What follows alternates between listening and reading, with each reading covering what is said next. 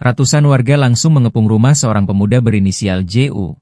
Berusia 30 tahun terduga pelaku cabul terhadap anak di bawah umur yang merupakan tetangganya di sekitar Kecamatan Mariso, Kota Makassar, pada Kamis dini hari.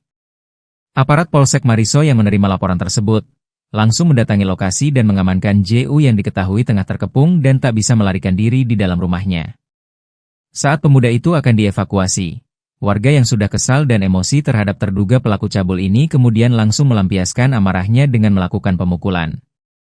Beruntung aparat polisi yang sigap, berhasil membawa masuk Ju ke dalam mobil dan membawanya ke Polrestabes Makassar.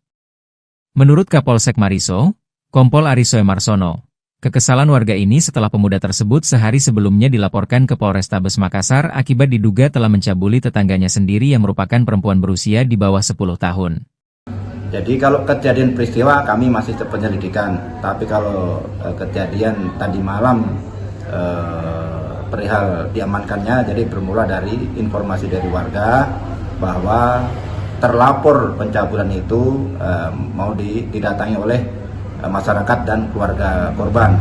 Nah, jadi kami Polsek mendatangi lokasi, kami berhasil mengamankan terlapor, kami bawa ke Polsek yang selanjutnya diserahkan ke Polrestabes Makassar. Guna proses hukum lebih lanjut, pemuda berinisial Ju yang telah dilaporkan ke polisi langsung diserahkan ke Unit Perlindungan Perempuan dan Anak Satreskrim Polrestabes Makassar. Pihak kepolisian kini masih menyelidiki terkait kasus dugaan pencabulan ini. Ilham Syam, Fajar TV melaporkan. Terima kasih telah menonton. Jangan lupa subscribe, like, comment, and share. Saksikan terus informasi terbaru dengan menekan tombol lonceng hanya di channel Fajar TV.